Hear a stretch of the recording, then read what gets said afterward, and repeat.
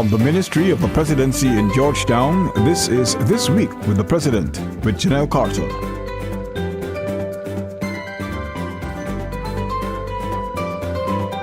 Welcome to another edition of This Week with the President, a weekly news magazine which provides you with an in-depth look at the policies, programs, and work of the President of Guyana in his quest to realize the good life for all Guyanese. I'm your host, Janelle Carter. In the news this week, education is the key to ensuring Guyana's development. The Guyana Defense Force celebrates 50 years of service to the nation. Georgetown going through massive transformation as government pushes green approach to development, and President Granger calls for an end to reckless road usage. In an effort to reduce the gap that exists between children of the coast and those in hinterland and rivering areas, the government has embarked on a visionary program to ensure that geography and affordability do not stand in the way of equal access to education for all children across the 10 administrative regions. Today, the buses, boats, and bicycles, or 3Bs program, has seen tremendous support from the private sector.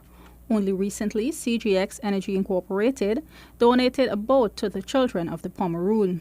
This brings to 3 the total number of boats that have been provided through the program. Without investment in our education, the future of this country is highly uncertain. And so anything that we do to add to this investment is crucial. The vessel bears the name David G2. In August, President David Granger, who made the initial call to the private sector, received a 45-seater boat complete with life jackets, with the name David G from Alfred Alfonso Group of Companies. A similar donation was made by Geico Construction and General Services, bringing the total number of boats received thus far to 3. When I make these decisions, it's not because I'm politicking or I want to be popular. It is because people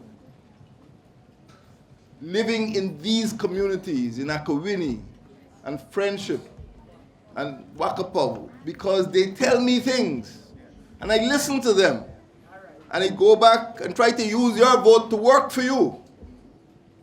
So this boat that you get here today was inspired by the residents of the Pomeroon, and it will take place, ceremonies like this will take place in the Borbis River, in the Mazaruni River, in the Essequibo River, and elsewhere. But the idea came from the Pomeroon. While on the elections campaign trail earlier this year, the president saw firsthand the plight of the children of the Pomeroon to get to school and made a commitment to ensure that the situation was rectified. Some parents from the Pomeroon were paying as much as $5,000 in transportation to get their child to Charity for school. Even as the president continues to focus on the reduction of disparities that exist in the education sector in Guyana, he attended the 25th graduation ceremony at the President's College this week. The president took the opportunity to plug the importance of education for the securing of Guyana's independence and overall national development that keeps Guyana on an even keel with the region and the rest of the world, even as technology continues to advance. In this light, the head of state iterated the need for a new approach to public education if Guyana is to succeed and compete in this highly technological world. This new approach, he said, must emphasize science, technology, engineering, and mathematics, STEM. Guyana cannot progress in this modern world without mastering modern communications technology. Global problems such as combating the adverse effects of climate change, of finding cures for epidemic disease like cancers, viruses like Ebola, all demand scientific solutions, and we have to produce scientists who can solve these problems. The graduating class was also reminded that independence and education are not free. Both, the president said, must be persistently sought after and jealously guarded. This year, 30 students graduated, having successfully completed the Caribbean Advanced Proficiency Examination CAPE, and 92 graduated, having completed the Caribbean Secondary Education Certificate, CSEC.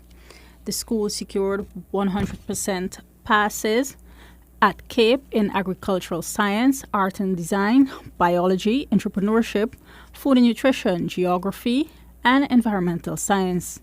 However, these successes did not come easy. I got 5 grade 1s, 4 grade 2s, 2 grade 3s, and a grade 4.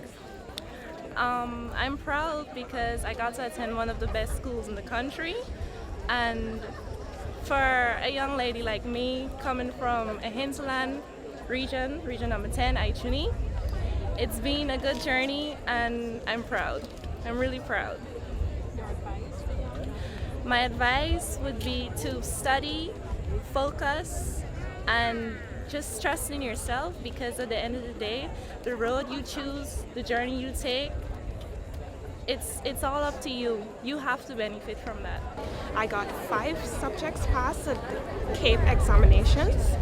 I am very honored to be a product of the School of Excellence, President's College. My experience here has taught me a whole lot. It has taught me a lot, and I'm just proud to be here. It has been nice. The experience was very good. I feel great to be an honor student. I would like to thank all of my teachers and all those persons that made it possible. And most of all, I would like to thank God.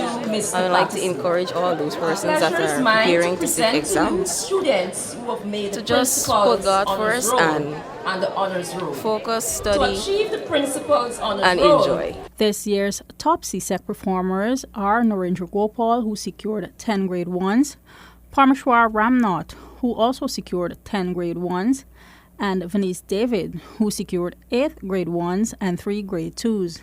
Narendra and Parmeshwar shared the Best Graduating Students prize.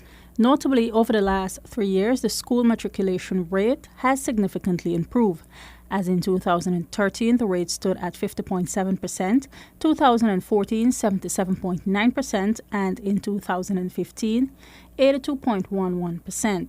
These figures reflect students who gained 5 passes and more, including mathematics and English. This year's valedictorian is Alicia Hartman, who secured 1 grade 1, 5 grade 3s, and 2 grade 4s at Cape. Hartman was also presented with the President's Cup Award, a laptop computer, and a book voucher totaling $100,000. After the past years I spent at President's College, I could firmly state that this institution is exceptional, and the experience I gained here is incomparable with that of any other. It was here where I was challenged to appreciate diversity and was instilled with the value of humility and service to all. It was here where I was reinforced with the lessons of us not being the product of our circumstances in our lives, but rather that of a product of our aspirations. The month of November holds great significance for the Guyana Defense Force. It is when the force celebrates the anniversary of its establishment in 1965. This year, those celebrations are even more special as the nation celebrates the 50th anniversary of the GDF. President Granger has officially named November 1 Defense Force Day in recognition of the dedicated, selfless service that men and women in the force provide to citizens of Guyana. The force is celebrating its 50th anniversary under the theme, Commemorating the Past, Celebrating the Present, Carving the Future. The celebrations kicked off with a church ceremony at the National Cultural Center.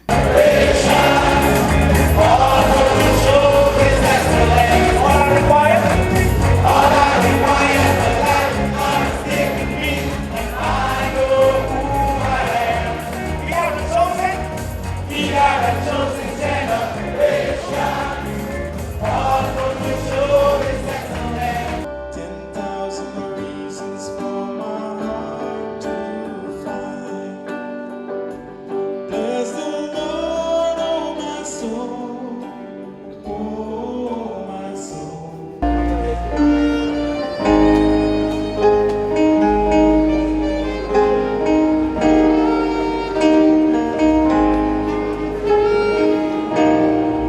Over the past 50 years, the force has admirably fulfilled its mandate as outlined in the Constitution to defend national independence, preserve the country's sovereignty and integrity, and guarantee the normal functioning of institutions and the security of citizens against any armed aggression. As I look ahead to the development of the Guyana Defense Force, I do so knowing that with the foundation that has already been laid, the future of the force is in good hands. In an effort to reorganize, strengthen, and boost the capabilities of the GDF, the President recently announced a total defense policy. This policy places a lot of emphasis on the Air Corps, the Coast Guard, and the Engineer Corps.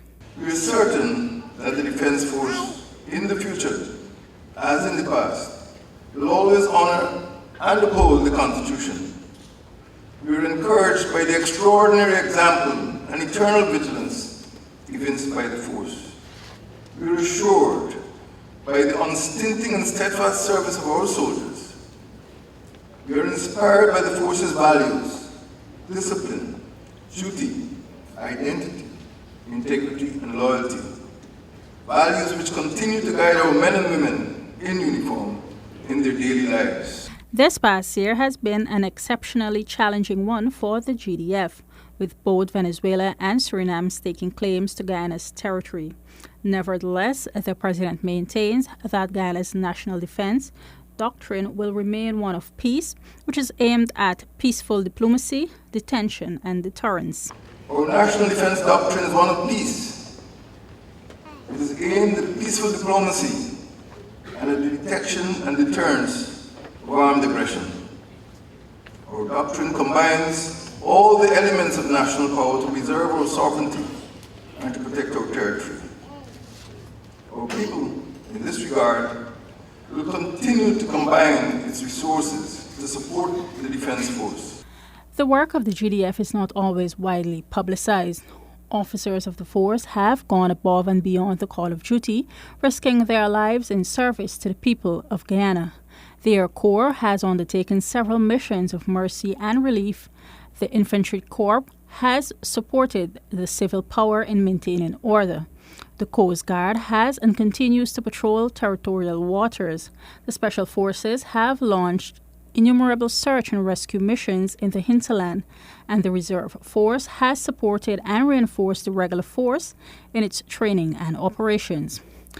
The 50th anniversary celebrations for the GDF are being observed through a series of activities during the month. On Friday, President Granger bowled off the first ball at the Inter-Service Officers T20 Cricket Finals at the Guyana Police Force Sports Club ground, Eve Leary.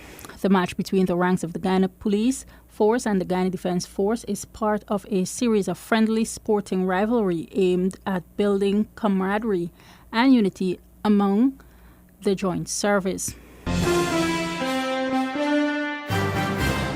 Since the current administration took office, a strong focus has been placed upon the restoration of the capital city, Georgetown, and other regions across the country to promote a clean and green environment. This approach was emphasized in the 2015 budget entitled A Fresh Start to the Good Life in a Green Economy. This week we'll take a look at the efforts being undertaken by the Georgetown Mayor and City Council to aid the government's efforts. The efforts over the past months by the Mayor and City Council MNCC to restore the capital city and its environs have not gone unnoticed, and they have come in for high praise from the President, David Granger. Over the weekend, the President attended the Council's first ever Green Conference and Expo, which is a new approach to rebrand, renew, and revitalize the city of Georgetown. I think within the space of 5 months, you all have impressed the general public. Tourists, visitors tell me about it. They're very glad. But I would like to thank you all in the City Council for leading this campaign. I'd like to congratulate you for what you've achieved, and I'd like to urge you to continue up to Independence Anniversary and beyond. You have to make what you're doing here sustainable. We got some hints from the actual residents, about bins, As you know, I go around myself, and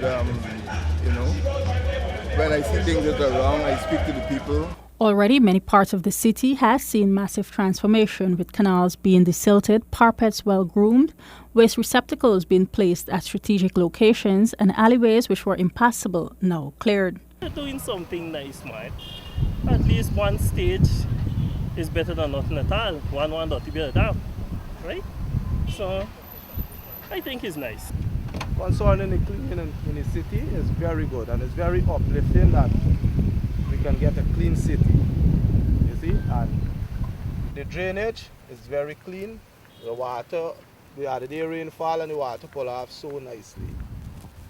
Yeah, and that's what we're looking for in the city. What we need now is like one more street light to enforce, and everything is okay because we see all the bridges and so forth built back, and the trenches and everything clean. Well, we thank the leader for whatever he's doing for us in the city, and the God must bless you and he must continue doing more for us. But even as the administration is playing a significant role in restoring Georgetown, ordinary citizens can also play a role. We have a lot of illiterate people up to Georgetown, and them are out for like throwing the garbage there, and we need like a couple more bins like on the street. They're just small bins that the people can see and throw the stuff into the bins. Because actually the road edge there doesn't have no bin. You see? So that's what we need. And they can keep clean like that. Like yesterday, I see the lady take a whole bin clean up her yard. Further, when the government rolled out its plan for a green economy, the restoration of Georgetown, it was done with the aim of generating human happiness, environmental security, and social well-being. With recreational facilities being set up at strategic locations around the city, it is clear that these will add to the list of social activities for families living in the city. Meanwhile, as the mayor and city council continue to lead the effort in the coming weeks, the focus will be to promote a national discussion that raises awareness on Guyana's green potential, to sensitize stakeholders on the council's green campaign, and to establish partnerships to maintain a clean and green environment. The council's recently concluded expo featured booths which displayed green technology, eco-friendly options, and promote conservation methods that span the energy sector, manufacturing, food and beverage distributors, electrical construction and mechanical service, mining, health, waste management, among other areas. The Green Conference and Expo will be an annual event supported by the government of Guyana. With a population of just over 700,000, the wanton and unnecessary loss of life on Guyana's roadways is cause for great concern. The country maintains a rough average of over 2 road deaths every week, most due to speeding and driving under the influence of alcohol. As the country joins with the rest of the world in observance of Road Safety Month, President Granger is calling for a change in the culture of road use. Guyana has the worst ranking of road fatalities in the Anglophone Caribbean, with 27.8 deaths per every 100,000 persons. This situation, the president said, must be changed at all costs. You can't afford to lose any more of you. We need you to grow up. We need you to take control of this country. We need to work together. The police are not alone. Citizens, Road Safety Council, the corporate community, the government, we all have to work together to reduce fatalities. We can no longer afford to lose so many young lives. We can no longer afford to pay the prohibitive costs of hospitalization. We can no longer afford to pay the cost of so much damage and destruction on our roadways. The president outlined a plan of action aimed at reducing road fatalities in Guyana. This plan entails education and awareness, stricter enforcement of traffic rules, and enhancement of road infrastructure across the country. Motorists use the roads, bicycles use the roads, motorcycles use the road, pedestrians use the road, and even drawn vehicles, grey cars use the roads. And as a result of that, we have to start thinking about the types of roads that we have in Guyana so that our engineers could ensure that the roads are safer. If you have all of these people using the roads, you must make sure that there are sidewalks, or we call pavements. If you have schools You must make sure that there are pedestrian crossings. If you have persons with disabilities using wheelchairs, you must make sure that there are ramps so that the persons can cross the road, the roads in safety. Engineers have to think about all of these things. Statistics compiled by the Traffic Department revealed that in 2012, there was 102 accidents, which resulted in 117 deaths. 2013, 103 accidents, resulting in 122 deaths. 2014, 92 accidents, 111 deaths. And thus far this year, there have been 84 accidents, which resulted in 100 deaths. Every life that has been lost decreases productivity in our country and increases costs. We all have a role to play. Drivers, you have a responsibility. If you are feeling tired, you should not drive. If you are under the influence of alcohol, you should not drive. Get someone else to drive you. Ever so often you claim that pedestrians are at fault or other class of road users. Yes, it may be in some cases. But you as drivers, you are to drive at a speed that in event of any eventuality, you can safely bring your vehicle to a halt. The cost of medical care for accident victims at the Georgetown Public Hospital Corporation alone exceeds more than Guyana $100 million per year. Minister of Public Security Kemraj Ramjatan said that all of this could be avoided if citizens take their individual responsibility seriously. That responsibility can be cultivated from a young age. And the Ministry of Education, since this is a multifaceted task of getting our people to be more responsible, has a prime role to play in relation to getting that culture of responsibility cultivated. At the level of the Ministry of National Security, we are going to do our best in trying to get those who generally are violating the law to ensure that there be reduction of those violations, and of course, catching those who are committing the crimes, because there is a deterring effect as to who violate the law when we catch some of these, as I call them, culprits. Guyana is committed to achieving the Sustainable Development Goal number 3, which has as one of its targets halving the number of global deaths and injuries from road accidents by the year 2020. This year, Road Safety Month is being observed under the theme, Be Wise, Stay Alive, Stop Speeding, Don't Drink and Drive. Thanks for staying with us. What does the President do all week? Let's take a look inside his diary. On Friday, President David Granger chaired a brief meeting with British High Commissioner to Guyana, His Excellency Greg Quinn, and Minister of State Joseph Harmon. Quinn described the meeting as a productive one, as several areas of cooperation were discussed. So we talked about CHOGM in November, and we also had a brief chat about security sector reform, because we are now trying to move forward with what the President, as you know, has asked us previously to work to reinstate the previous programme. And we also spoke about the Prime Minister's, my Prime Minister's, infrastructure plan, which he announced, and how we would move forward in ensuring that Guyana can submit its requests and bids to that fund. Also on Friday, the President was paid a visit by members of the Guyana's Ex-Soldiers Association of Canada. The 6-member team, which was headed by the President, Michael Noreen, presented the head of state with a plaque honoring him as the President. That brings us to the end of this edition of This Week with the President. Thank you for joining us. For regular updates on the Ministry of the Presidency, go to our website, www.motp.gov.gy. Like our Facebook page, Ministry of the Presidency, and follow us on Twitter and Instagram at MOTP Guyana. I'm Janelle Carter. Do have a safe and productive week ahead. Goodbye for now.